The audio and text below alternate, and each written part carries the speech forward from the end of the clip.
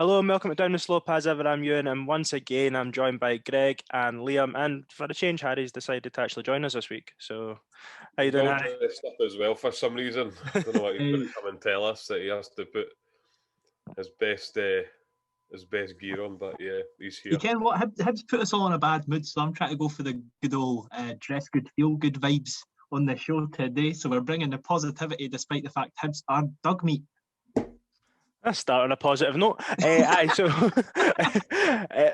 was disappointed in the result on Saturday. The women's team very much they held up their end of the bargain on Sunday by absolutely fucking Hearts on 6-0 on Sunday. Obviously, we didn't get enough coverage of it because we were all in various beer gardens across the bank holiday weekend. So apologies about that. And it's semi-final week. So what let's pluck the positivity. Let's park the weekend's game once we've done a review and be positive about this weekend's game, I would hope. But we'll get the shite out of the way first. Greg, you missed the opening 10-15 minutes of the game on the weekend, probably the best part of the game, and that's saying something. What did you make it? We also turned off 10 minutes early because I'd had enough. I think Lewis Stevenson tried to play a through ball that went straight in the goalie's arms, and I thought that's more than enough for me today. It's not good enough. I know we're trying to be positive, so I'm not going to slate too many people, but it's not good enough. Seen it too often this season where we just don't compete with teams. I feel like we're a team devoid of ideas, possibly, but I'll let the more positive chaps in the podcast take the next bit. What you say we were devoid of ideas? What makes you think that? Is that something that you think over the recent weeks has been the case, or just on Saturday? Like, we just didn't get our foot on the ball and try and make things happen often enough. I felt we kind of went through the motions a wee bit during the game. I don't think it's been something that's happened in recent weeks. I think it has crept into our play at times during the season, though, where we just can't create anything. We don't do anything to create. I think the only chance we actually created was Jackson Irvine volleying the ball at the back post, and Boyle got a touch, but that was really the only chance I remember from the game. So yeah, is it, Harry? Do you think it's too easy to sit and say, "Oh, we were this, we were that"? Like, was it maybe just two teams with an eye on a semi-final? Like, you know what I mean? Like, just like, I know Hibs, we could have wrapped up third, etc. But, and you know what I mean? Like, how many times do you see it? You look at the other semi-finalists as well. They both got beat as well. St Mirren and Dundee United got beat at the weekend as well. Do you think that had a factor to play in it, or was it just two teams that cancelled each other out and we made the error? Maybe that's a telling sign of who's going to win the cup, to be fair. It's weird, Dave, because we come into these games with loads of momentum and we all feel dead confident. Like, you see all the moany guys on Twitter being like, yeah, we're going to win this one 5-0, we're definitely going to pump them this time. And then we go out and we put on the flat performances. I don't know what it is against St Johnstone, because even when we beat them earlier on in the season, we were terrible that game. We got the penalty last minute and obviously took that 1-0. But we've not played well against St Johnstone at all. I don't know if it's just the way they set up against us, because they've had different, obviously, it wasn't like a B team. That's just a terrible narrative that Hibs fans wanted to drive just to be more negative than they should be. Yep. But like that, is it Callum Davidson? I forget his name. Yeah, not really that relevant. But fair to him, he sets up well against Hibs and he counteracts us. But yeah, for me, it's obviously an unacceptable performance. If we win next week, I'm not going to think about the game ever again. Yeah. And it's stupid. The SFA have set up Scottish football so that if Celtic and Rangers get knocked out the cup before the final, the league finishing third in the league's irrelevant. I know that's a terrible mindset to have, but I genuinely don't. I don't care about the St Johnstone game. I don't care about the Aberdeen game. I don't care about the Celtic game. If we lose against Dundee United, the season's over. There's literally nothing to play for at all. And I think that is that. I think for me, that's what's playing on the player's mind. It's a poor mentality to have, but it's true. Like, as soon as Rangers got beat, obviously massive. We've got a better chance to win the cup. Terrible. We've got nothing to play for. Because see that, like, hand on heart, I think if Rangers won last week, I think we win that game the weekend. I just don't think we showed up because we had nothing to show up for. 3 friendlies at the end of the season's pish. Yeah, I do agree that. Yeah, like, I think the cup has to be the priority. And don't get me wrong, I know really there's the financial benefit between third and fourth, but it isn't. It's not a massive, like, we know that there's not much prize money kicking out Scottish football as it is. Whereas winning the cup forget about everything that comes with that, merchandise, everything. That's what's going to secure you the European money, the European football, and finishing third just isn't going to get you that now because you've like Rangers can't win it. So whoever wins it isn't going to already be in a better European competition. I think obviously that's the way UEFA have made it, so that all the domestic cups aren't getting devalued. That's UEFA's way of allocating it. Oh, is that UEFA? Yeah. Sorry, I was taking digs at our governing body. Well, fuck UEFA as well then. We've spoken about this before we've actually spoken about this before, and you obviously just weren't paying attention. But I read about UEFA. I think it's probably a byproduct of the English Premier League, La Liga, and stuff. All of them focusing on their leagues and not caring they'd rather get in the top four than win the FA Cup. So UEFA are putting the higher ranking on the domestic trophies as opposed to the sort of fifth, sixth places in England and third up here. But Liam, do you think that was a factor, or do you think it's just we struggle to play against St Johnstone because they are a bastard team? Like, let's be honest, they're on really good. No, they're on a really good run of form. They're just a hard nut to crack. So I think it was nothing to do with the cup this weekend. I would take a different point of view. I just think that we went 1-0 down at a St Johnstone team, and actually we were just devoid of ideas of how to break down what is a really solid defensive unit. I think that back three of McCart, Gordon, and I know McCart didn't play or didn't start the game on Saturday, but McCart, Gordon, and Kerr is a very strong back three in Scottish football. Obviously, they changed the goal around at the weekend, but I just thought they sat in, they got 11 men behind the ball and made it really hard for us, and their defence just didn't make mistakes like the mistake that we made that led to the goal ultimately. I think what we did see as well could just be a bit of a basic, straightforward football fan opinion, but I thought what we did see as well was just a lack of a guy in the sort of number 10 position prepared to get on the ball and play intricate passes that were going to make things happen. St Johnstone nullified the threats that we had in the wide areas, and beyond that we didn't really have anything to offer on Saturday, and I think that's what ultimately cost us the game. Do you think that's where we missed Kevin Nisbet? Because I think obviously when Nisbet and Doidge play together, Doidge sort of stays higher up, wins the long balls, and Nisbet very much drops into the hole and sort of links in between the midfield three and the strikers. I think we missed Nisbet massively there, more so than maybe Martin Boyle out wide. It was the fact you didn't have someone dropping in. I think we missed them both in equal measures. I think we missed Boyle on the right wing massively because I thought Jay Wright did some things that were okay on Saturday, but he's not Martin Boyle. He doesn't have the directness and he doesn't have the pace in the wide area, which is a threat, and that's why Martin Boyle is the most foul player in the league, because of his pace and his directness. And we did miss Nisbet picking in those little kind of pockets of space. I was getting frustrated at points because I felt like Irvine and Newell could have taken more responsibility to get further up the pitch as well. And I think we've seen Irvine do that in flashes. I'm not saying he's a natural number 10, but I think he can play there. But I didn't see anyone kind of stepping up and doing that on Saturday, which was disappointing. Kind of that in-game management from your players. Yeah, and do you think that's there's an Harry, I know you're a big fan of Jackson Irvine, and Greg, you're a big fan of Joe Neal. Would you say there's an argument there that arguably that was the worst both of them have played this season? By far, Joe Neal was so bad. Like there are no words to describe how bad he was at the weekend. Genuinely, I'm not going to sit and slate the boy, but that is totally unacceptable. Harry. The thing that winds me up though is like Jackson Irvine, from social media reactions, seem to be getting more of the flack. But the thing is, Scotty Allen has a terrible game and sets up one goal scoring opportunity. Scotty Allen gets away with it. But Jackson Irvine has a terrible game, sets up one goal scoring opportunity. Well, where's the Jackson Irvine hype coming from? He does that every single game. If he underperforms, he still sets up at least one golden chance a game. Yeah, it was a really good cross. It was a sort of really good ball in behind the defence for Boyle. And Boyle's unlucky as well. That was a brilliant save. That was a brilliant save.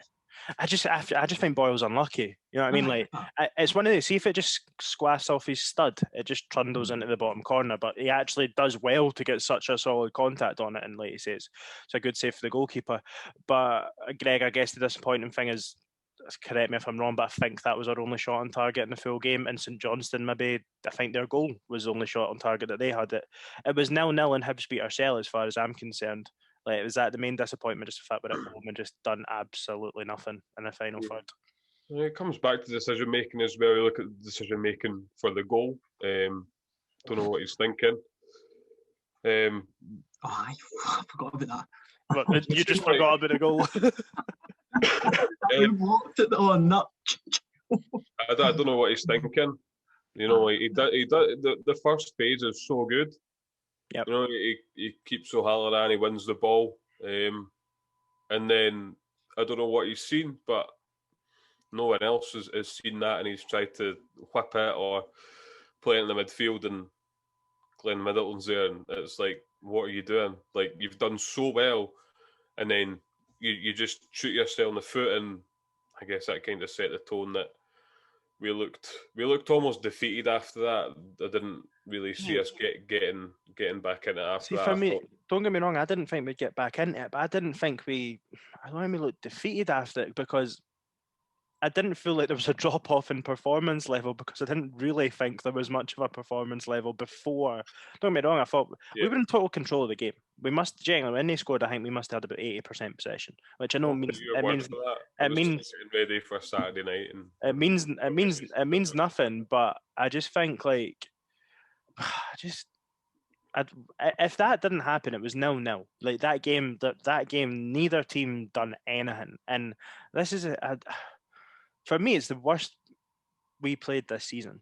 Because see, even the Ross County game at home and the Livingston game at home, we still created chances, and the other team were actually all right.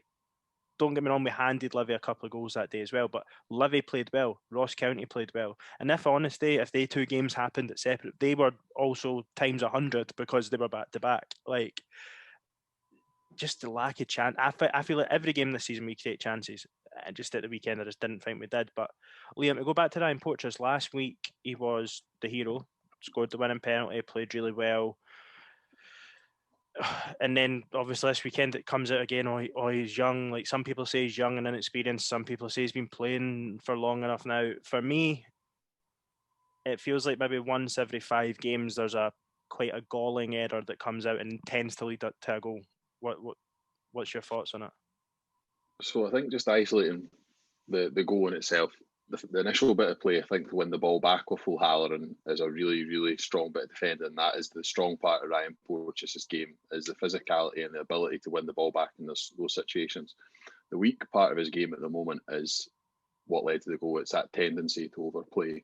And I think he needs to be given some instructions over the coming weeks just to keep it simpler. If there's an easy ball on, take the easy ball. You don't need to play the Maldini pass every single time. And I think for me, just going back to what you're saying about the hyping them up one week and then pulling them down the next week, we as a Hibs support need to stop doing that with our young players, because Hibs players are not going to come through at the club if we just, with every moment, react as a really fragile fan base and criticise players at every single opportunity. The fan base was way over the score at the weekend.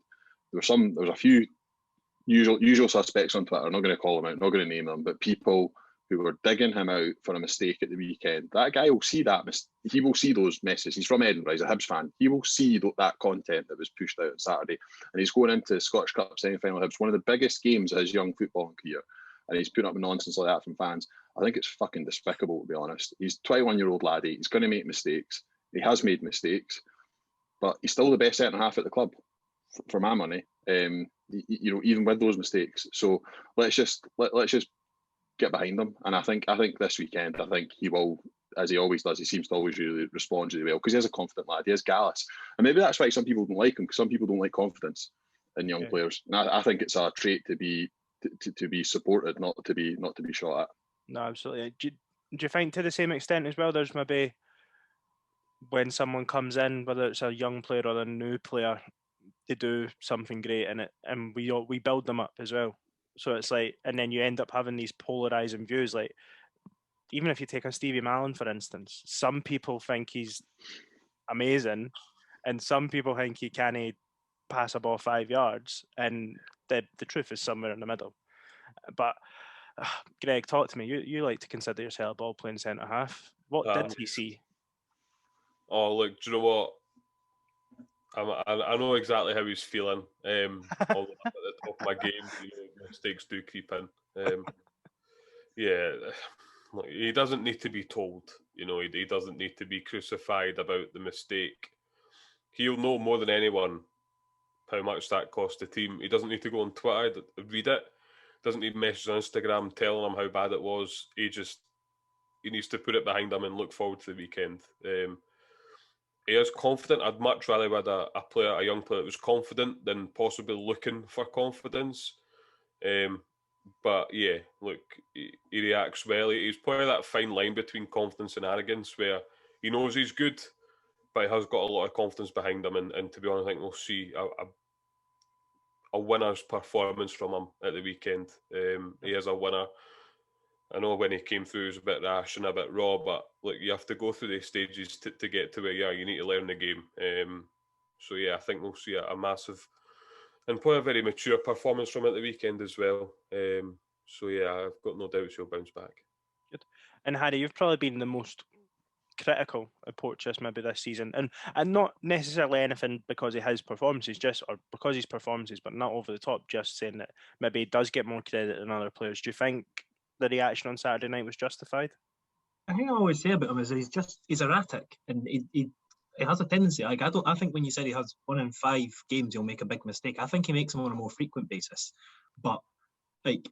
It is at the stage he's played for a few years, so you can't. I don't really think it's the type of thing. I'll pat him on the head and let him go. But it's the whole reason people done the blackout thing on Twitter was to avoid abuse like that, and it's just literally cakes and cakes it all over Twitter, just abusing a wee 22-year-old. It's made it's a stupid mistake, but you can if it was Scottish Cup final, he makes that mistake in the last minute, we go on to lose. Yeah, you might get frustrated and go and tweet something about him, but it's a game against St Johnstone. We lost 1-0. Who gives a fuck? And Ken, what's also annoying, see the flip-flopping on Jack Ross? There's fans, I swear to God, there's fans out there that want us to lose games so they can feel vindicated at the fact that they said at the start of the season Jack Ross wasn't the right man. It's ridiculous. We've lost a non-game. I can't, I don't ever want Hibs to lose games, and I get frustrated when we lose games. But calling that a big game is so stupid. If we finish 4th, we enter at the exact same time as Aberdeen unless we win the Scottish Cup. 3rd and 4th are the exact same thing, apart from 250k. We'll sell off Stadium Allen. There you go. There's your 250k. It's 250k. And just on that, there was a few tweets that did some serious numbers over the weekend that were trying to punt the narrative that Jack Ross is the most overrated manager in our lifetime as Hibs manager. And I don't understand how you can class someone as being overrated if he gets criticised literally every time we lose a game. He's not the man. He's not the man for Hibs. He's not taking us forward. I don't understand. Like, do you understand what overrated actually means? Like, overrated means he has to be rated in the first place. He's currently not rated by large swathes of our fan base. So how can he be overrated? No, absolutely, mate. Greg, where's the bed sheet? Yeah, and from the scale of in the wardrobe to out the window, where are we? Like on the? It's the buck stopping with Jack Ross. It's on the window ledge at the moment. To be honest, just on the I've got a very different view to. Doesn't matter whether it's 3rd or 4th. For me, it's unacceptable to now finish 4th after the position we've been in. This should have been wrapped up before now. We should finish 3rd. We need to finish 3rd. For me, that there's no excuse not to. So yeah, I probably differ in the views from. There's no difference between 3rd and 4th. I think 3rd gives you probably more of a psychological edge into next season. You are best of the rest. I think on our day we are. The state Aberdeen have been in recent months, it's unacceptable to now finish 4th. But that's just my view. No, I would agree. Like, I think, look, I get it's like I think all of us will be very disappointed if we end the season in 4th place. We deserve to finish 3rd. I think we've been consistently over the course of the season the 3rd best team in the league. At times we have dropped below our standards, and at times we've probably performed above their standards as well in various games. But if it came down to a toss-up of 3rd place or the Scottish Cup, it's a non-contest. Just pure because the way. But I totally agree with you. I think 3rd place is big. I think just to go into next season with the confidence, but I'm not worried. I'm Aberdeen, right? Okay, they beat Livy, right? So they're going to Ibrox to win. So they're going to beat us. Like, we lost a game, right? So now Aberdeen are going to pump us, and then there's going to be a 12-goal swing. It's just it's not going to happen. Well, it might, but I mean, I don't know why. I don't know why you're laughing, because it genuinely could happen. And for me, it's not acceptable for me. But I guess I'm maybe no. But I I think we will finish more than 3 points ahead of Aberdeen. Like I do, and I think like I get perspective and everything. If someone told you you'd be in a Scottish Cup semi-final with 2 games to go in the league, you'd be 3 points ahead of Aberdeen. When you play them in Iptodge, if you avoid defeat, it's literally done. Because I think what's the goal difference? There's a good 10 goals or something, I think, between it, is there? It's so we would need to get scalped off Celtic, and they'd need to scalp Rangers at Ibrox. And this is the one, if I'm being totally honest, I know Rangers going out the cup, there was 2 positives for me. Hibs with more chance of winning the cup, and the only thing that Rangers now have to play for is to go unbeaten. Whereas if they were still in the cup, then yeah, maybe Aberdeen could have went and got a result in the last day of the season if they were resting players and that. But I just don't see that. So at third place for me, the cup's a priority. Third is important, but I'm comfortable that third's happening. I've not changed my viewpoint on it since the weekend. But speaking about worries and what could and couldn't happen, did Saturday give you any worries for this weekend's game at all, Harry? Nah, for me, that game's already behind me. I genuinely forgot about the Poacher thing until Gregan mentioned it at the start of the podcast. Like, the whole game's just hazy for me. Yep. Obviously, I was kind of caught in the heat of the moment. Obviously, we all went to finish third, and finishing fourth wouldn't be ideal. But the question for you is, if we managed to finish fourth and didn't win the cup, would you stand on Ross? Because I know that I don't know about, I don't think Liam so much, but yous two, when we tend to lose major games, you do tend to swing quite dramatically. I would. You know what it would remind me of? Sorry, and remember when we got fourth under John Hughes, and then it was like, but really we should have been miles clear in third, and we went on a horrible run, and we scraped fourth at the end, and then we started the next season poorly. Jack Ross, if we finish fourth and don't win the cup, Jack Ross is behind the 8 ball. He's 100% behind the 8 ball going into next season. Even like Hecky came in, done a good job, went and didn't win a game in the split. People wrote off his signings before we even had a dodgy League Cup group campaign, and it was probably the most. I mean, we've all seen Hibs get relegated, but I would say the most toxic Easter Road's been was towards the end of Heckingbottom. And I'm not saying that would be anywhere near that with Jack Ross, but he would be behind the 8 ball, and if we lost 2 of the first 5 games next season, then I think most people would want him sacked, no matter who the games were against. For me, no. Like, he would still deserve next season, but if he started slow, then he would struggle, I think. Liam, please tune out for this. For me, depends what happens at the weekend. We cannot shit the bed in another semi-final. That would be 3 this season. I don't care what anyone says. Yes, third and a good and a good cup run is good, but when you put yourself in that position 3 times and don't do it, then for me there's issues. I'm still not totally convinced by him. If I'm honest, we play unbelievable stuff for one half, and then the other half we come out a totally different team. I don't know. I think we would have to evaluate that at the end of the season. But yeah, I think Ewan's right. He would totally be on the back foot going into next season if we did finish fourth and didn't win the cup. And to be honest, there could be no complaints about that, because we've been in such a commanding position in third, and if we don't get it, then it's a problem. We've put ourselves in these situations already this season. If we don't succeed, then absolutely, it just comes back to the old adage of Hibs it, I guess. But yeah, I think we would need to value that in the season. But for me, it is Jack, it would be on a strictly peg. I think for me, I think he inherited a squad last season that was finished 7th in the league. Yep. I think to finish 4th in his first full season and to get to 2 semi-finals this season, I wouldn't be anywhere near in the place of getting rid of the manager, but I can understand why he'd be under pressure from large elements of the support, given the pressure he already seems to be under when things are going well. But I honestly don't think that that's going to happen. I think we're going to finish third. Yeah.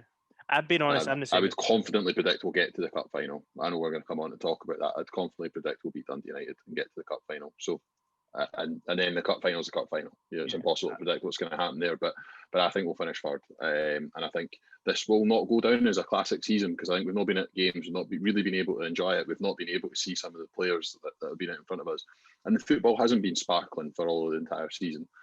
But I think with another good summer of recruitment and with the right backing, which I think he's going to get, I think we'll see a better brand of football next season. I genuinely do.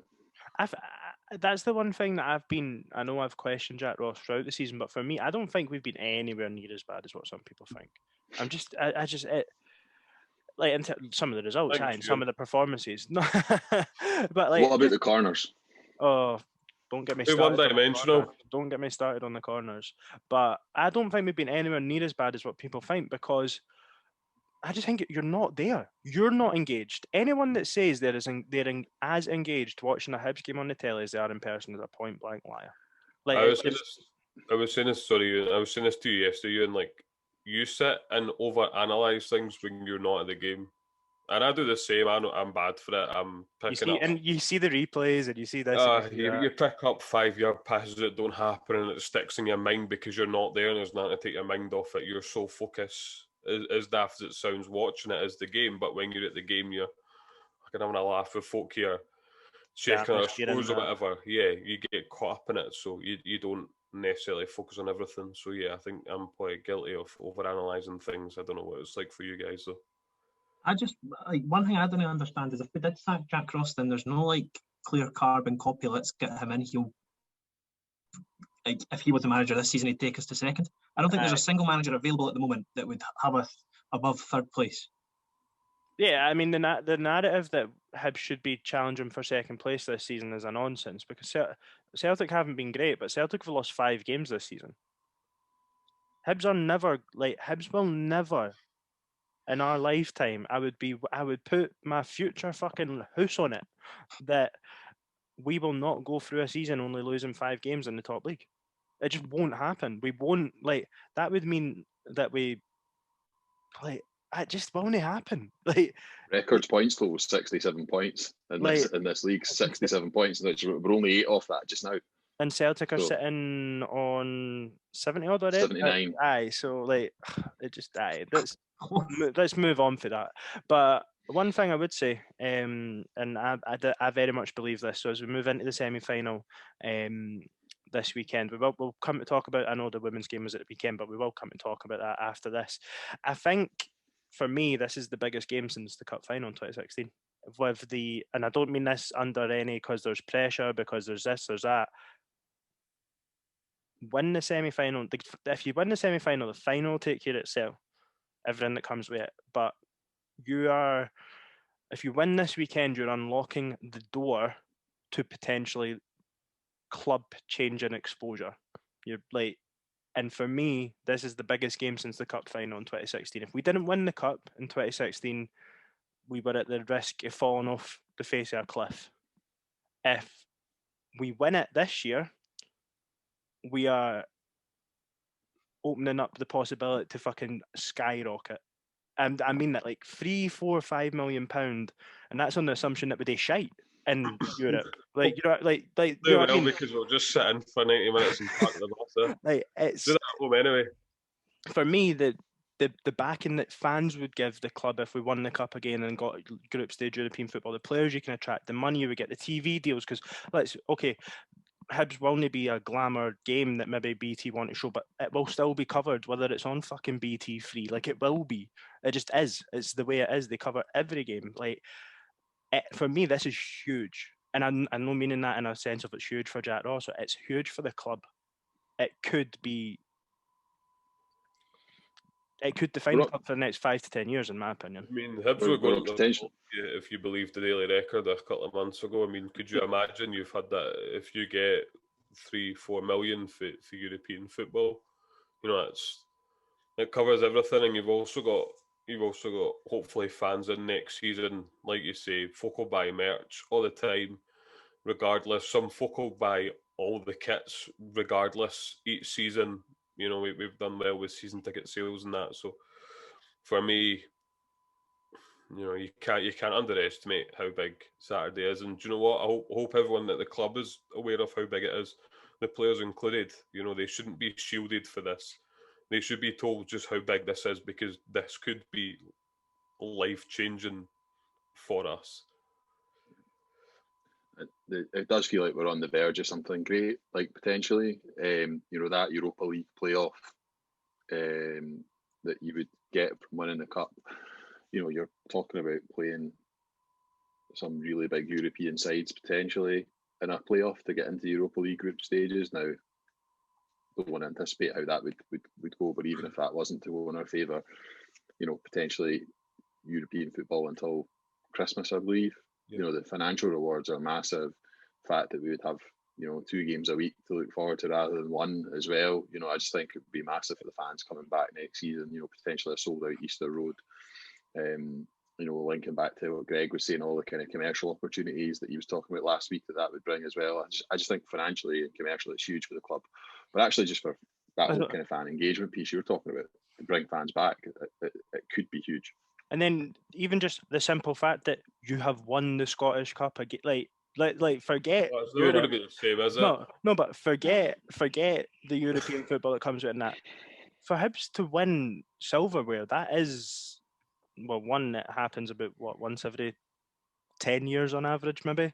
Like it would be massive. And okay, we're not there, so, and like Greg says, it maybe wouldn't be the same as 5 years ago. I don't know if I would get that date tattooed on my wrist, but like who knows? Like Harry, you've said all season third place is the priority. You have changed because of the circumstances. Just how big could I know we still need to win the weekend and then potentially win the final, but this is a huge opportunity, right? See, the thing is, growing up as a Hibs fan, you're constantly bullied from P1 whenever you come across a Hearts fan for the fact you've not won the Scottish Cup. And then all you want in your life is to see Hibs win the Scottish Cup. And for me, that's no changed. Okay, we've won it, but I want to see us win it again. Like, that day was so magical. And then the parade the day after it. And I remember I got a bus back to Hampden after the final. I got off the bus at Heriot Walk Park and Ride. And and after there I got a bus to Princes Street. From Princes Street, I could hear Hibs songs all across the city. It was literally incredible. Like, the thing is, it's a community thing as well as a club thing. Like, there was all the Celtic fans in the world were dancing jubilantly. Everybody, because see, the thing is, like, when Celtic play in a cup final, Rangers fans didn't watch it. When Rangers fans play, Celtic fans didn't watch it. The whole of Scotland's going to be watching this game.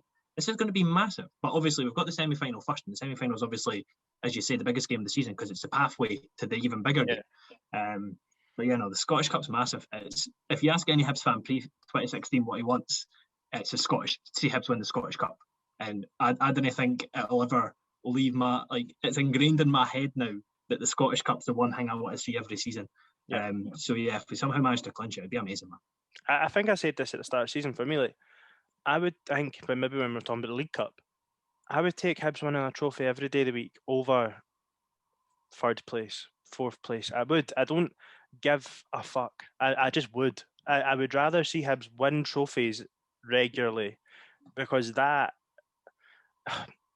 you don't go to football to go, we're best of the rest. You go to the football to sing Sunshine on Leaf at Hampden, to watch Rob Jones lift the CIS Cup, to watch David Gray lift the Scottish Cup. You know what I mean? That's what it's about. And to get there, we need to beat Dundee United. We have beat them this season. We have drawn with them this season. Harry, what are you expecting for Dundee United? Dundee United are a weird day because I didn't actually catch that many Scottish football games because I've not got Premier Sports or Sky Sports at the moment. And so I didn't actually catch that many games that were in the Hibs, but I watched the quarter-final they played against Aberdeen, and I don't think they were very good. I thought Aberdeen were terrible. I thought that's genuinely the worst performance I've seen from any Scottish team this season. Aberdeen were absolutely shocking that game, and Dundee United took advantage of it. They've got Mark McNulty up front, is it? McNulty, Shanklin, Clark, but I think McNulty and Shanklin seem to be the flavour of the month now, I think. Yeah, that Shanklin's just plays in the 10. Shanklin's not transitioned well to the Premier League at all, and McNulty shows up once in every 20 games. Like, Dundee United, it's frustrating because we went into the semi-final against St Johnstone thinking we're a much better team, we're going to walk it. And if we go in with that mentality again, we're going to get absolutely bullied because that tends to be what happens with us. Yep. But the problem with me And you guys might disagree, but I thought against Hearts in the first half, I thought we were spectacular. I thought we were absolutely brilliant in the first half against Hearts, and if we were 4-0 up, I don't think they could have complained. Against St Johnstone before they scored, I thought we were brilliant. I thought that the way we set up was fantastic, and if we'd taken two of the chances, if the chances we created, then it would have been a very different season that we've had. So if they went into the games the same that they did the last two games, but actually took a chance, because that's the thing. If we scored the first goal in either of those games, I've no doubt in my mind we would have went on and won. So for me, if Hibs score first at the weekend, we're in the final. That's not a question, not a doubt in my mind. If we score first, we're in that final. I agree. On you go, Liam. On you go. I've seen a fair bit of Dundee United this season. I was just going to say, and I think there's some things I like about them, but I think there's also a recognition that I think they're quite a limited football team in terms of what they bring. So I think they've got three kind of midfielders, like the guy Fuchs, who I think's a Cameroon international, plays sort of ball-winning midfield player, really busy. I thought he was really good against us in the game at Tannadice where we beat them when McGregor scored. But I think him, Butcher, and is it maybe Chalmers is the other one that plays in there, or no, Harks is the other one that plays in there. They're all very of a similar ilk. They're all kind of box to box. None of them are particularly creative. So Mellon has got a team that is quite a attritional team. The two fullbacks, Smith and I think it's Sparla that plays on the other side, I think are quite decent. And they're obviously missing the goalie, so Segrist is out, and he's probably been their player of the season, which I always think when the goalie's been the player of the season, it probably tells you a bit about the team itself. Yeah. So, I think they're a team who, they obviously had that result that Harry pointed to against Aberdeen to get here, which is a great result. Take away the performance, it's just a great result for them. But then they go and get beat 2-0 at the weekend, and you think, are they taking their eye off the ball for the semi-final, or are they just not that good a team? Kelly I'm kind of siding towards the latter. Kelly comfortably beat them as well. And Kelly were bottom in the league, I think. Kyle Laffey got a hat-trick in 10 minutes. That was against him, I'm sure. And don't get me wrong, read into that what you want, and I'm pretty sure he did play a lot of kids that night. But I look at Dundee United, I think they're a shit St Johnstone.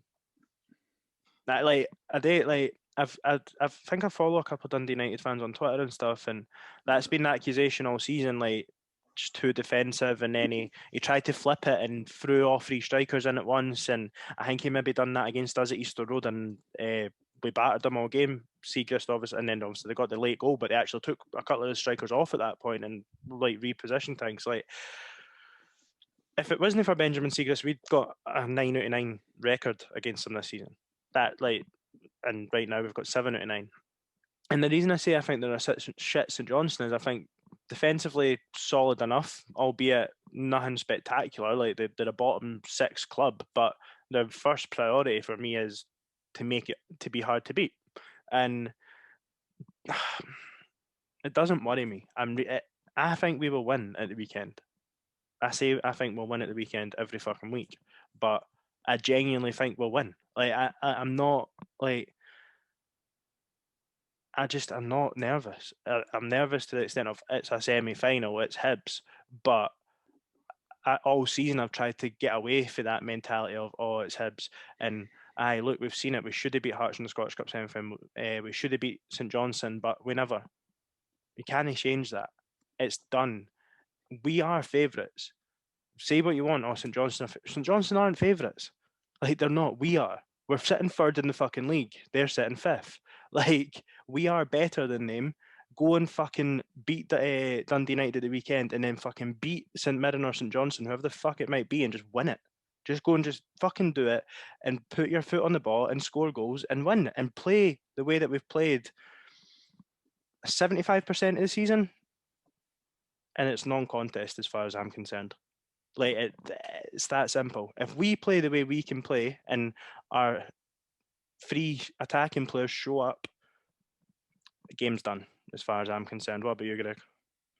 I say that a lot when their left back, Dundee United, is the third top scorer. He's third top with 4 goals. I'm not overly concerned with him, but at the same time, we've been here before, so I think if we turn up, if we start the game well, if we impose our style on it, we'll win. But it's doing that's the crucial part. We need to turn up and take our chances if we get them. obviously St Johnstone semi, we started well. We didn't take our chance. We got beat 3-0. So I think we'll win. Even I'm saying that after watching that abomination at the weekend. I think we'll win. But look, just like Ewan said, we need to take ownership. We need to take responsibility. Get the ball down. Get it moving. Get it in the feet. Use the pitch. The pitch is wide. We play an expansive style of football. Get it wide. Get balls in the box, and you got two strikers there that have scored a shed load of goals between them. Chuck and Boyle, it's nearly 45 goals between the three of them this season. You got more than enough on the pitch to beat them in all areas. I don't think they're that good defensively either. I know you said, June, that they were all right. I don't think they are. Oh no, don't get me wrong. I don't think they're. I think that's been the way Mellon set them up, is to be hard to beat. Defensive-minded. I think the way Mellon likes to think is that they're actually okay at the back and everything going forward maybe isn't up to scratch, but they're not. They're not good enough to beat us. If we're feeling self-entitled, we should have hammered them 5-6 at Easter Road. So hopefully we're saving the goals up for this weekend. Liam, does recent semi-final history worry you at all? No. Perfect. Let's move on for that. No, but in all seriousness, do you think that will have any impact on sort of the way the players are looking at the game? No, because I think what's happened earlier on the season is gone now. This is a different set of circumstances. This is a different. It's broadly the same squad. It's not exactly the same squad. It's broadly the same squad as we had for those games. So I think Jack Ross is a smart enough coach that he will ensure that we put what's happened behind us and just focus on the game itself and isolate the game itself. And I think that's the only thing that we can pay any attention to and put any energies into. We can't change what's happened in the previous two semi-finals. I understand why that's still a focus of the fans and why that's kind of part of the sort of overall Jack Ross and Hibs narrative. But in terms of that team, I think those games are gone now. It's about imposing ourselves on Dundee United and playing football the way we want to play it, in the way that Greg so eloquently talked about the way we want to play against them on Saturday. Yeah. And Harry, maybe not so much the Hearts game because we'd had a good start to the season, but see, for me, when we played St Johnstone in the League Cup semi-final, we weren't in a good place. I know we'd beat Kilmarnock, was it the midweek before or the weekend before, but we'd just come off of drawing with Celtic's reserves and losing, was it 4 on the spin? Obviously, it was like the Christmas and New Year period with the Livy, the Rangers. Like, I know we got beat at the weekend. I know it was poor. But I think the club's in a much, especially the squad, is in a much better maybe moment as well just now than what we were back in January for the St Johnstone game. Would you agree with that? I think so. It's annoying because the whole toxic culture of Hibs tends to come and go, and it had been gone for quite a while. And I think that the whole club, including the fans, was very positive going into the game. But it seems that the one defeat that we've had, like that one defeat, because even when we got beat off Rangers, I think we played quite well, so the fans weren't that bothered. Obviously, we didn't play well at the weekend there, so all the Hibs fans have got their pitchforks out. But as you say, like the team's been playing well in recent weeks, and if we play it's the same old story. Unless we're against Celtic and Rangers, if we play our game, we're going to win. It's as simple as that. We've got good players that can produce a lot of chances. We've proven that time and time again. It's just finishing the chances that's the problem. Obviously, I think that Gogic, he's been brilliant in the past couple of months especially, so I think he has a massive miss. Yep. Who do you think will come in for Gogic? It's an interesting question because the problem we've got, as I said before, is scoring goals at Hampden. If we score the first goal, so I don't know if Ross is going to try and play to that and maybe start McGuinness and just try and have flood the midfield and try and push them forward. It's a difficult one. I really hope Kevin Nisbet's fit because I think he's vital. Obviously, he had probably, I would say, unluckiest performance against Hearts. He just couldn't find the back of the net for the life of him. Yep. But I think that the game at the weekend showed how important he is to this team. So I really hope that Kevin Nisbet's available. That's the main thing for me. Yeah, and I would fully agree with that. I think without Kevin Nisbet in the team, we're a different side. I think even when when obviously we had the transfer issue towards the end of January, and then we did actually go on a decent run when he wasn't in the team, but I still didn't think at that point we weren't clicking just as, it wasn't the same as the run with the way we'd been playing recently, and it's definitely not at the start of the season. Like, we were getting results, but like we ground out against Dundee United, we grinded it out against St Mirren. You know what I mean? Like, Liam, I think that him and Doyce just seem to have a really nice chemistry. I think that's like after having a break from each other, they seem to find it. It just seemed to click. Like Doige gets he's another one that gets absolutely hounded on social media for no reason. Like, I think he's such a good player. Like, even when he wasn't scoring, he was doing so much for the team. And like, people now that he is scoring, they're starting to appreciate the fact that he does stuff for the team. So I think that's always the case, isn't it, with strikers like that? Like, if you're scoring goals, then every aspect of your game will get praise, and if you're not scoring goals, then anything else you do doesn't matter in a lot of people's eyes. And again, like, we're not just criticising people, but we've had conversations on here, myself, Greg, all of us, saying if he doesn't start scoring, then eventually he is going to have to drop out of the team. But he has been, and he does like a goal in the Scottish Cup. As we are more goals in games played. Some record. I think he's Dundee United. Exactly. I think he's had. I think he's only failed to get a goal or assist in one Scottish Cup game that he's played. That's right. And obviously he has bagged a hat-trick as well in there against Dundee United, as well as, I want to say he scored a double. No, he only scored the one. I think he scored the one in the 2-2 draw with them last year, then the hat-trick at Easter Road. Liam, do you think we might see a change of formation potentially? Maybe like a 4-4-2 with sort of Kevin Nisbet coming in to replace Gogic, and I think Jackson Irvine's sort of been the one out of the three that's maybe played more on the left. Do you think we might switch to a 4-4-2, or do you think it'll still be a 3-5-2 and you'll see a couple of changes? I think it'll be a 3-5-2, and I think on the basis of his substitute performance, I think my Swedish brother from another mother, Melker Hallberg, would probably slip into the midfield. On the basis of his cameo performance, I think he's been better than McGuinness when he's come on in recent games. I don't think that can be disputed. I think he's had more of an impact on the games. I know McGuinness has obviously been played. What do you mean McGuinness gave away a penalty? What more impact do you want? I'm not sure really either of them are totally suited to being that six, being that holding midfielder in a 3-5-2. But I think one of them will have to go in there and just do that job against Dundee United. Hallberg has done it in phases and looked probably no better than okay there. McGuinness, I don't think we've really seen play in the six. He's kind of been more advanced out in the left, which is definitely not his position. So I think he'll go 3-5-2, and I think one of those two guys will come in and do that role for him. Do you think Joe Newell might be the one that sits? He sits a lot anyway. Do you think Newell might be the one that sits and then one of the other two takes up the Gogic role? Or I think the Dundee United midfielders are just too combative to put that responsibility on Joe Newell's shoulders. I think the kind of aggression that those three in the middle, I called them limited, but one thing they do have is that athleticism and that will to get around the park, and I don't think that's Joe Newell's game.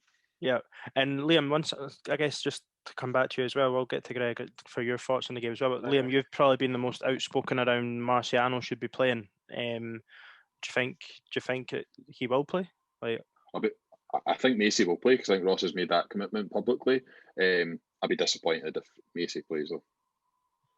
Greg, what's your thoughts on that before you give us the rest of the game? I don't think Macy deserves to play, to be honest. I think there's a certain limit of where you play the cup games. Cup games are usually up until the quarterfinal. He's had the quarterfinal for me. Now it's the semis. It's not just a cup game. It's bigger than that. So for me, it's got to be Marciano. You need to play your best players, and let's be honest, Marciano's better than Macy. So, do you think if there's been maybe a commitment from Jack Ross to play Matt Macy, that there could be an argument to swap it and play Macy in the league? No, just play Marciano in all four. Yeah, I think you've got to, regardless of what we think of the next few games. If you're in a cup final, you don't put your second choice goalie until the end of the season.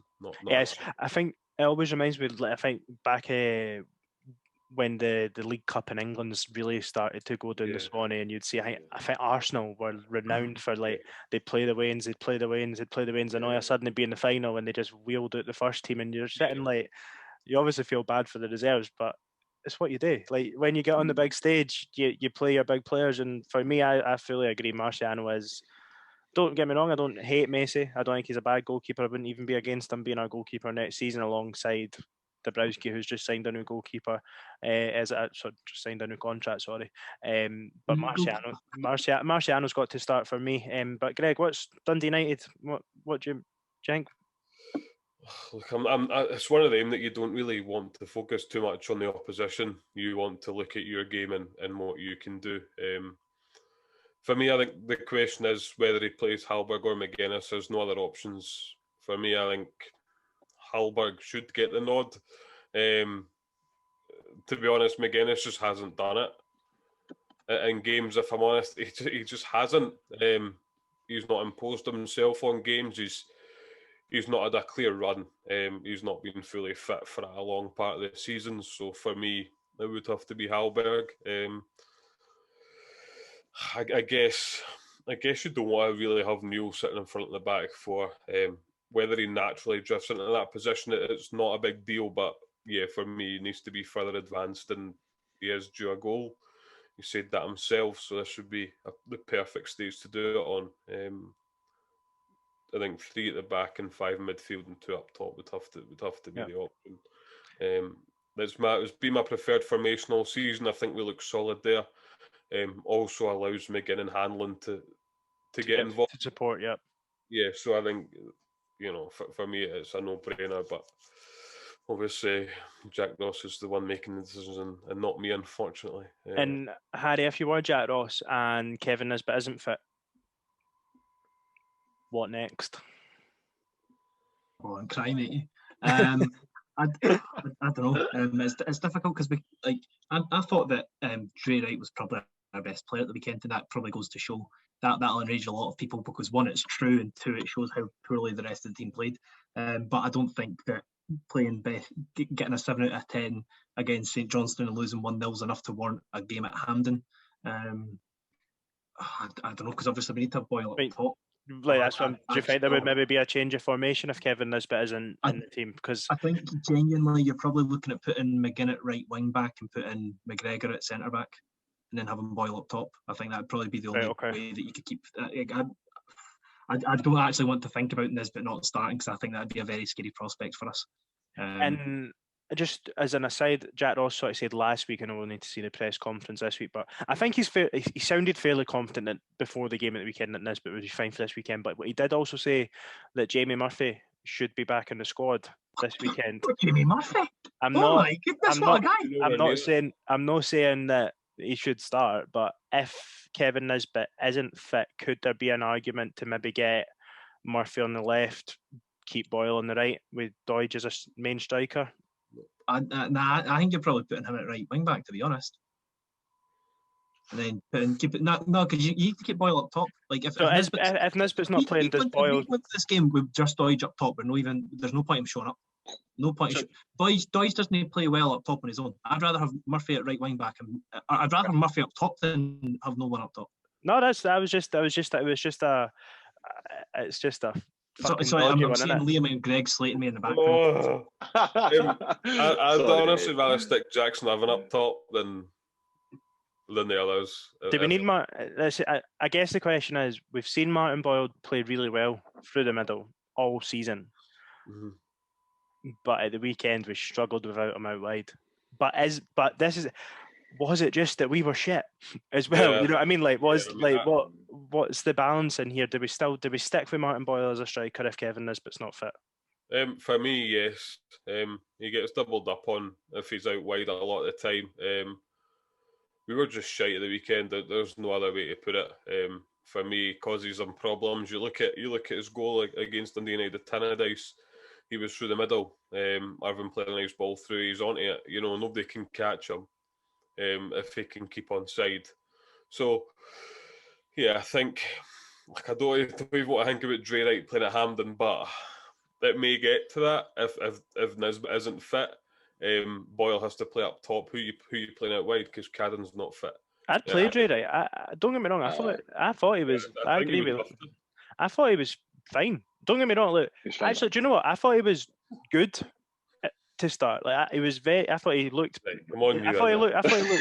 I just feel like the first I thought he looked bright. A couple of good touches, took some players on in that, but then, like everyone else, the game then just faded and I thought it was a bit harsh to hook him. I'm not gonna lie.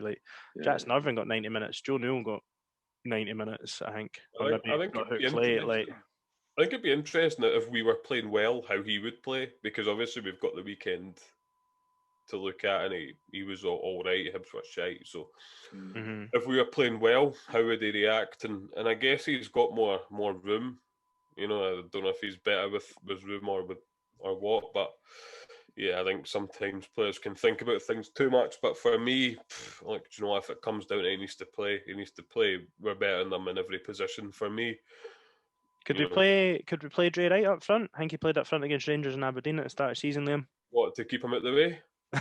Just to get Martin Boyle wide if we think Yeah, that's probably it's not. that important. I think, I'll let Liam take this, but I think Jay Wright plays right wing back if we need him in the team, and I think Boyle plays up front because that's where he's played predominantly when he's been in the team. I think is right wing back, and I think he can probably do a shift for us over on the left if we need him to. But I think there's a lot of hypotheticals here we're playing with, and it's really difficult to nail down exactly. I think if Nisbet's fit, absolutely, like, I don't think Jay Wright's in the team, so it's not a consideration. I think the two bits, you know, the goalkeeper position, I think there's maybe a little bit of debate about who plays there in that central defensive midfield position. But I think the other nine, we probably know the starters if everyone's fit. Yep, I would fully agree with that. Just interject and obviously touch on the St Johnstone semi-final. I actually had a point about 10 minutes ago, but I didn't get that. So I'm going to make it now. That was Cadden's first game. And you could tell he looked well off it, and I think it was Irvin's second game. Yep. So it's not really, I guess it's not really fair to compare. You know, we have come a long way from then. Players have settled a lot more. So, yeah, that was my point I wanted to make 10 minutes ago. So I just thought we'd get that in there just for the viewers. That's all right, mate. There's segues and then there's that one. I know. So basically, we're a better team now than we were back in January. Selection. I actually had the point a while ago, but you skipped me for about 20 minutes. I mean, I respect that. I think obviously with what Greg's saying there with Cadden and that, and obviously he is injured now, but there's a lot of criticism again at the weekend around squad depth and selection and stuff. But any team in the league would miss Chris Cadden. Any team in the league would miss Kevin Nisbet. Any team in the league, there's someone else. Any team in the league would miss Jamie Murphy. You know what I mean? Like, if you've got three players, all attacking players, really, like Cadden, Nisbet, and Murphy, of course you're going to look a bit light in that area. Like you're losing three players in the final third. Like, and all that. I know there was a lot of uproar. Oh, why did we loan Scott Allen? Why did we loan Jamie Gullen? Why did we loan Stevie Mallon? Because they weren't playing. Like you can't just keep players. Like you can't just stockpile them. I don't like. That's what we've accused Celtic and Rangers of doing for years. Just stockpiling players. We've not got the money to do it, I don't think. There's a difference between stockpiling players and having a first 11. Yeah. But this is like, if I'm saying, I know. Just Jamie Gullen, like I like Jamie Gullen, but is it? Are we really just? You tell me if Jamie Gullen's on the bench, we win at the weekend. Like, the thing for me, I don't think. I think there's a problem with squad depth, but I don't think the problem was loaning people out. I think it was just not getting better people in. Number in, one or two in. Look, I'm just going to say it because it's been annoying me for ages. Scott Allen was shite at the start of the season, and if he was in the team in any of the recent games, it wouldn't have made a difference.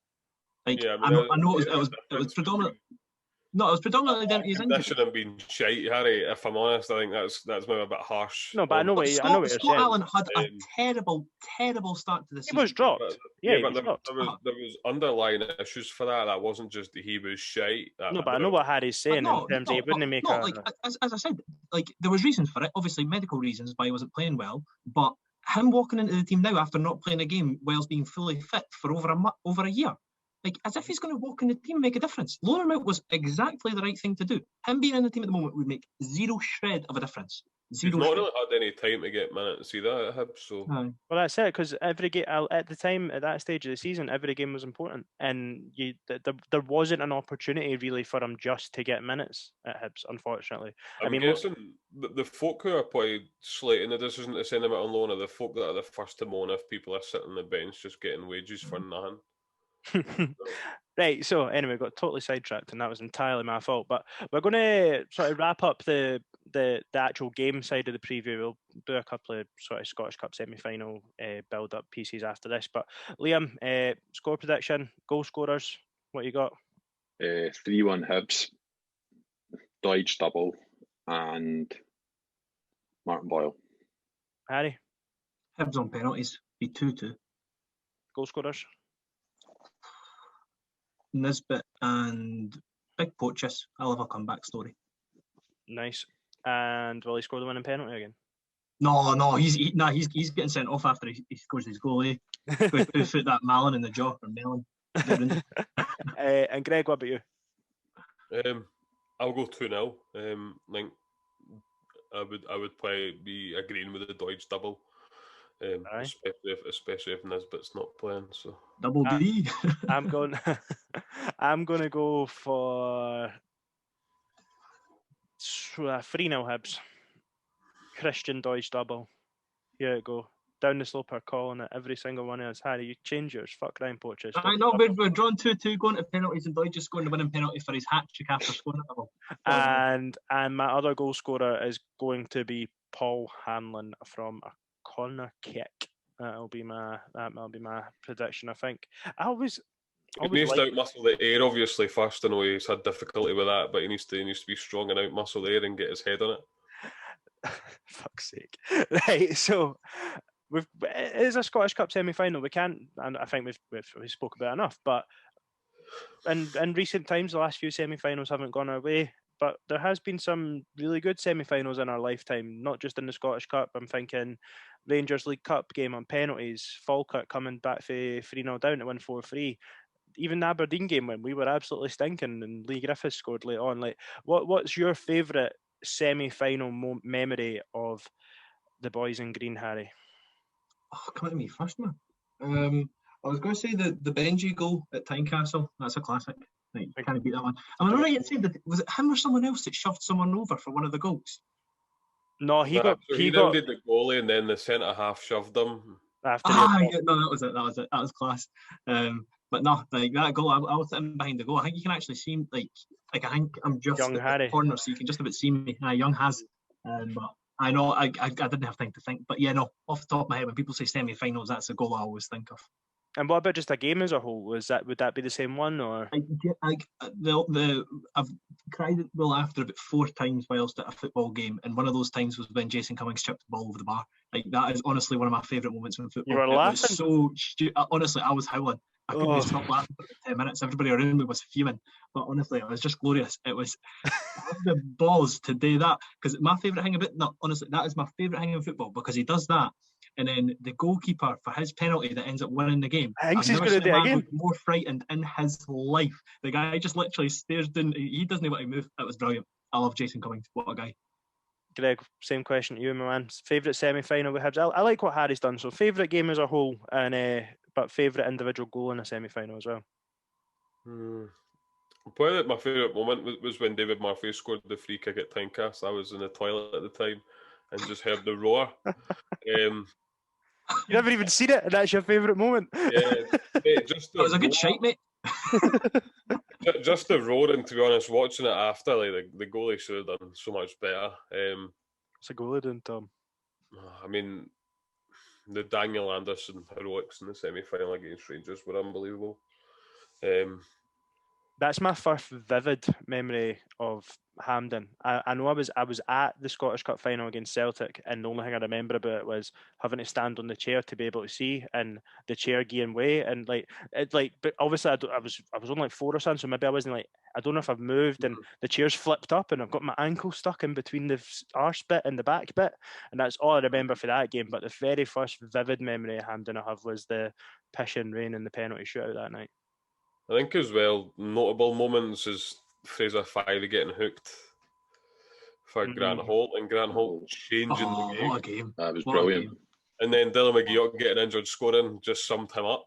You can't be having your favourite game as a semi-final but fucking lost. No, I just said notable moments.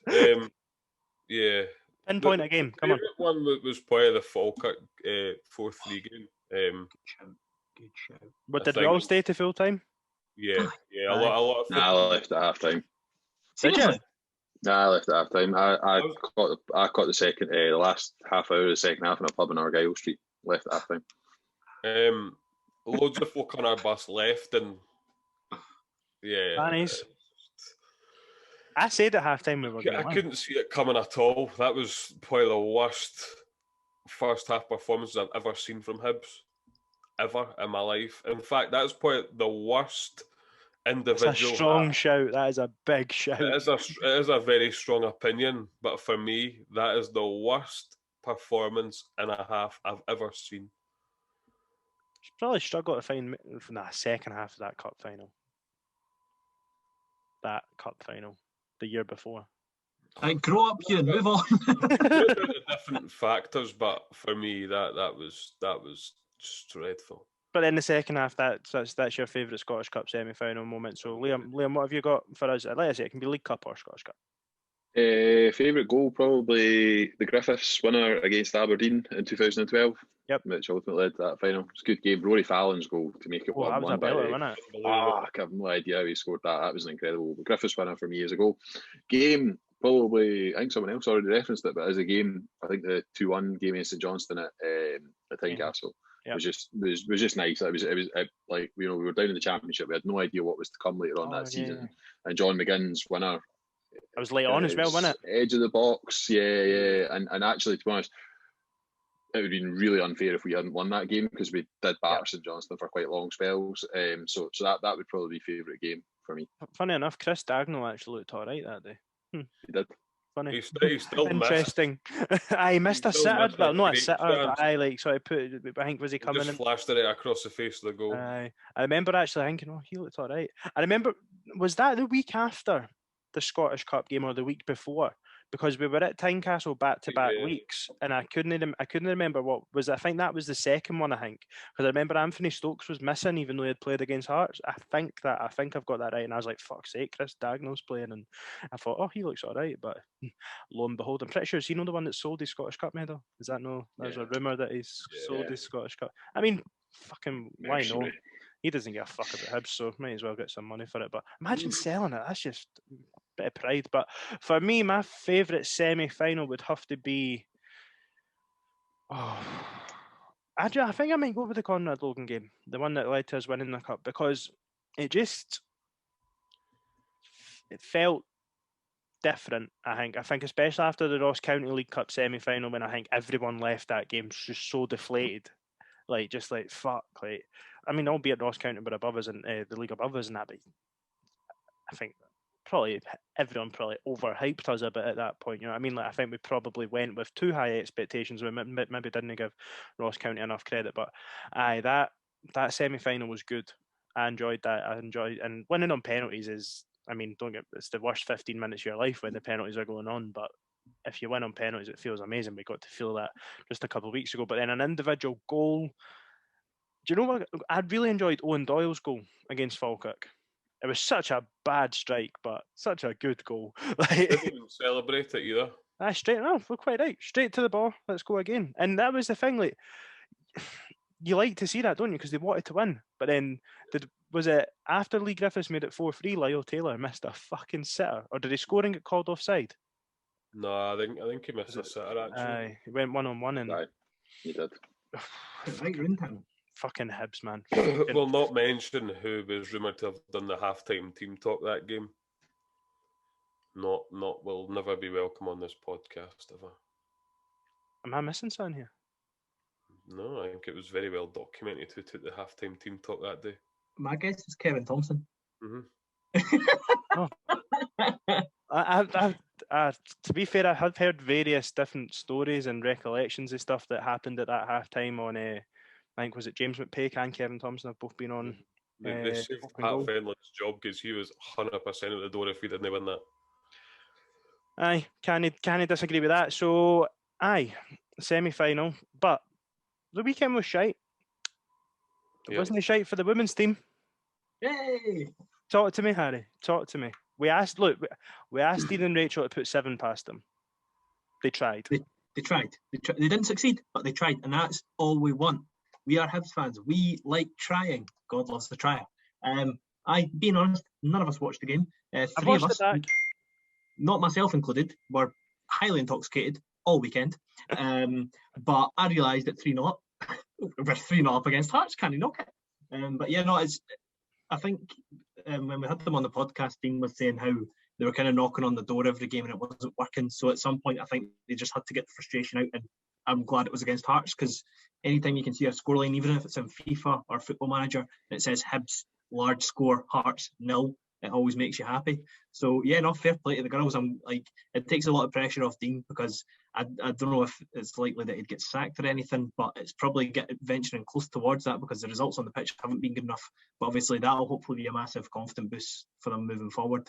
Yeah, and it was good to see the women's team get some representation as well on Hibs TV at the weekend as well, and just continue to just keep getting the word out there about the good work that goes on. I think like the Girls Academy and in line with the foundation and stuff do a lot of good stuff, and I know we try to promote it as much as possible, and our personal lives got in the way at the weekend. But I have actually watched the goals back. I don't know if you boys have got the chance. The fourth goal that we scored was unbelievable. Honestly, it was so good. Liam, I think you've seen them, yeah, just the bits that I saw picked up for highlights, just Amy Gallagher's all-round play. It was just absolutely like astounding. Like cut through the Campbell's defence like a knife through butter. It was quite pleasing to watch.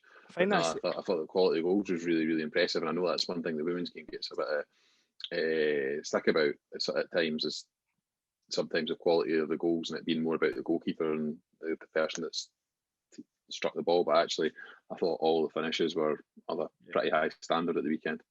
And I think like you said, Amy Gallagher now I think has got 5 goals in 3 games. So I mean, I think on the women's team we've lost a lot of players over in recent years through like Jamie Lee Napier going down south and stuff. And if Amy Gallagher can step up, and it might, if she can hit some form, it might be enough to actually save the season a wee bit. Hopefully, I mean the league's out of the question, but hopefully, I think the cups are. I don't know if the cups are going ahead or not, but hopefully, I know that they've been confirmed that they're actually getting to play a full season, which is a plus as well.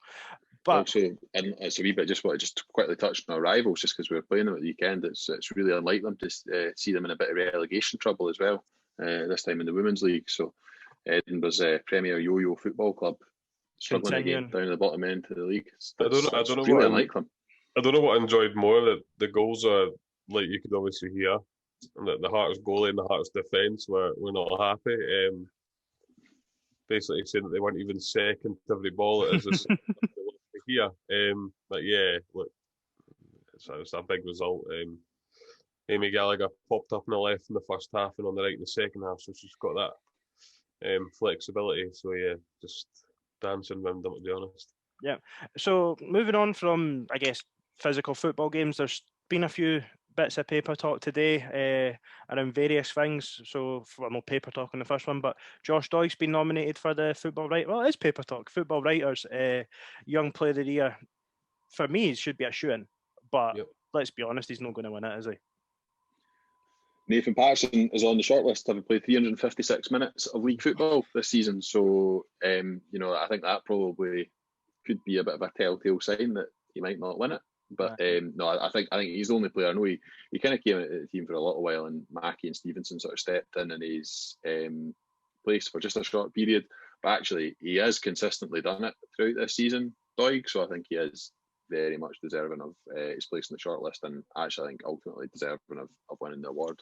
Totally. No, and Greg, what about you? Yeah, I mean, obviously it's been questioned about Nathan Patterson's ability to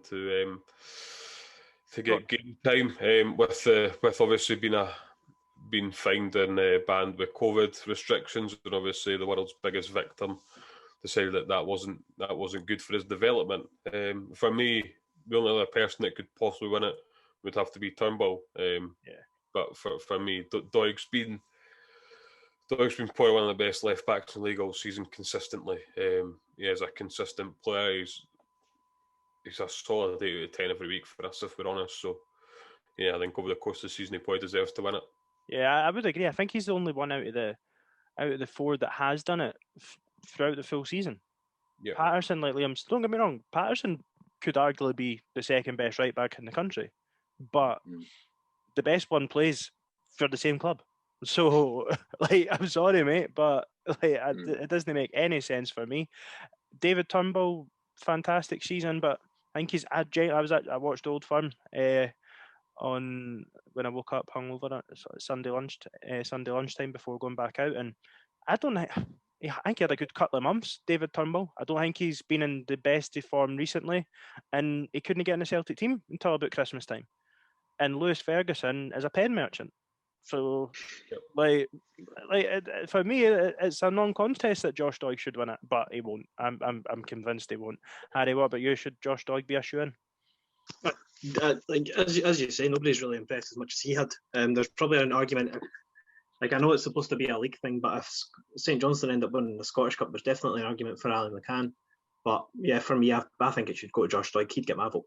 Yeah, and the thing is for me as well, like, I know it's stupid, but and I know they are still young players, but David Turnbull's been in the league a good 2-3 seasons now. Lewis Ferguson's been in the league a good 2-3 seasons. I understand they are still young players. They meet the criteria, but Josh Doig, breakthrough season, the team that's sitting third in the league, he's, like you said, he's only missed 2-3 games max. I think it counts against them is in an unfashionable position, fullback. I know Patterson's also on the short list too, but centre midfielders do tend to pick up these awards because they're centre midfielders and they tend to have more influence on the game. But I think for me, the longevity of having done it across the point of the season, the consistency for a guy of his age, like he is younger than other candidates on the short list, and I just think nobody saw him coming. Like, I think Ray McKinnon said at Queen's Park at the end of last season that we had a real player in our hands. And, I think a few of us were kind of getting excited about seeing him in pre-season, but he has exceeded all expectations this season in terms of what he's produced. Absolutely. And I guess the other bit of paper talk today, I think it was the Daily Record, broke the story that we're close to finalising a move for Inverness winger Daniel Mackay. He's 20 years old, scored 9 goals for them this season, I think, in about 30 appearances or something, I think. So, and it's 6 goals in his final 11 matches. I'll say I don't have a clue. I've not seen Inverness kick a ball this season, I don't think. But again, fits the profile. 20 years old, young, Scottish. But you're assuming there's sell-on value there. Would that be a signing that you'd be happy with? I think so. The source of my knowledge has been asking from Quick Bang his opinion, because I think he watches a fair bit of Scottish football and he seemed to think he was a pacey, direct, skillful winger. So certainly the kind of winger that would get me quite excited about us signing, someone to complement Boyle on the other side. Clearly his numbers are good. I did a little bit more research after I asked Lee that question. I think it looks as though he kind of lost his way for a little while, broke into the team really young, lost his way for a little while, but this season's very much been on the up. So he kind of fits the profile in terms of the sort of player that we were looking for. So he's a signing or potential signing I can definitely get excited about. He would fit the profile from what Jack Ross said at the AGM as well, Greg. Jack Ross spoke about wanting to add some depth on the sort of wide areas. So what's your thoughts on it? Yes, I seen his goal actually against Ross County. I think it was voted Inverness fans' goal this season. Look, he looks direct. It looks exciting. I think that's what you want in your left midfielder. Obviously, Jack Ross has mentioned left midfield. I can't say I've seen a lot of him. I've not, but I've seen wee snippets, and he looks a good player. But just whether he can make the step up like Nisbet has, I guess, is a big question. But like time will tell. He's 20-year-old. He's only going to develop at Hibs, if we're honest. In terms of the facilities, the coaching, it's going to be, with all due respect, miles ahead of Inverness. So, yeah, I think certainly it seems exciting so far. And if we can get over the line, then we'll see what happens. But